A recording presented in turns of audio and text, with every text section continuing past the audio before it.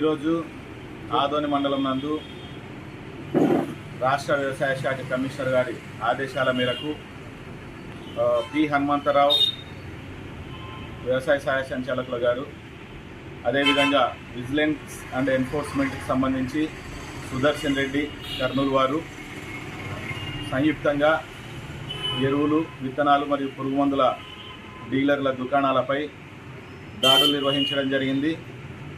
ఇందులో భాగంగా శ్రీ భీమేశ్వర ఫర్టిలైజర్స్ నందు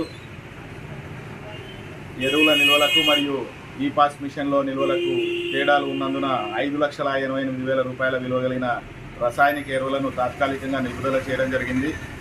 అదేవిధంగా భువనేశ్వరి సీడ్స్ నందు 22,61,000 రూపాయల విలువ కలిగిన రసాయనిక ఎరువులను అమ్మకాలను నిలుపుదల చేయడం జరిగింది.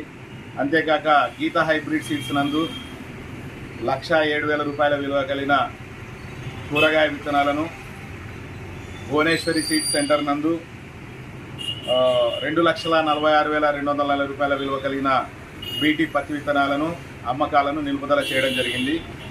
ఈ యొక్క ఇన్స్పెక్షన్స్ తనిఖీలలో సహాయ వ్యవసాయ సంచాలకులు ఆదోని వారు అరుణకుమారి గారు మరియు నేను మండల వ్యవసాయ అధికారి అశోక్ కుమార్ రెడ్డి పాల్గొనడం జరిగినది. వీటిపైన తదుపరి చర్యలు ఎటువంటి చర్యలు తీసుకోవచ్చు?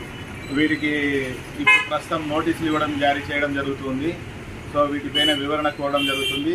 అదేవిధంగా తదుపరి చర్యల నిమిత్తము పై అధికారులకు నివేదించడం జరుగుతుంది.